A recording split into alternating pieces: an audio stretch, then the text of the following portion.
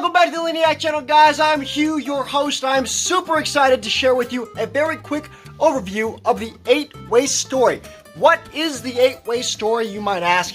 It is, in order, all of the 8 wastes, and if you know them, you can eliminate tons and tons and tons and hours and hours and hours of wasted effort from your life. The story format is intended to help you learn and remember it. Yes, you can find Tim Wood at downtime, and that's blatant memorization. But the goal is not that you memorize the 8 wastes, it's that you actually learn them. How many times have you told a story to a person that told it to you? You can recall stories from years ago, and you have no recollection of where you were and who told it to you. Why not put that critical glue in learning to help you memorize these tools? So the story format allows us to use the left and right brain and learn all at the same time. This is not in-depth, it's a very high-level stand-in video. I have a better one coming, but I have this available. I've had a few people ask for it, so I'm gonna go ahead and put it up. I'm going to make a better one. I apologize for the audio in advance. Here's the 8-waste story in a nutshell. This is not an in-depth look at the 8 waste. We're just going to quickly run through it. So first you have overproduction.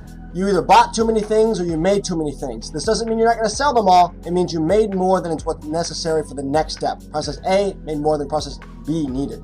Well, because you made more than that, you had to transport it. Transportation is when the items moves. There's the boxes are on a cart, you're transporting it. You made too much, so then you have to move it somewhere, then you have to store it somewhere, now you have inventory. Well, you could have defects inside of that inventory. If you do have defects, then you have to overprocess to fix those defects, right? You have to go, maybe you have to start at the beginning, you have to do rework. Even if you didn't have any defects, you just had overprocessing because you have inventory, you then have to count it, you have to manage it, you need to make sure it doesn't get wet, you need to make sure it's not in the way. So you have overprocessing just because you have it. Then with all of these wastes, you have motion. A human being had to do these things, and that human being had to move. Within that, you had waiting. Who was waiting? Internal and external customers. What's an internal customer? An internal customer is the next step, right? Step B is waiting on step A, and step C is waiting on step B, and so on and so forth. Your end customers are waiting the most. And the last thing is wasted employee genius. Rather than take the time to develop your employees, you're asking them to do dumb work, so all of these wastes occur because the company didn't understand that training your employees is the best thing to do. Everything in this building right here has already been sold. Overproduction does not mean the customer ordered 50 and you made 150. That is a form of it, but it means that process A made it before process B could handle it. I'm going to use the 8-waste story to kind of go over everything here really quickly. So first off, the vinyl is cut here and then it's moved to this table here on rolly carts, and then it's moved to the sewing department. So first off, they cut more than the sewing department can handle, so they have all these carts stacked up. Some of these are 7 days to 15 days old. So they cut it, they made too much, the sewing department can't handle it immediately, so they transported it, right? They transported it over here. After that, there's now an inventory of the parts. Well, there's an inventory of those parts, and they could get damaged, they could get dirty. This is not a very good roof. The roof could leak on it.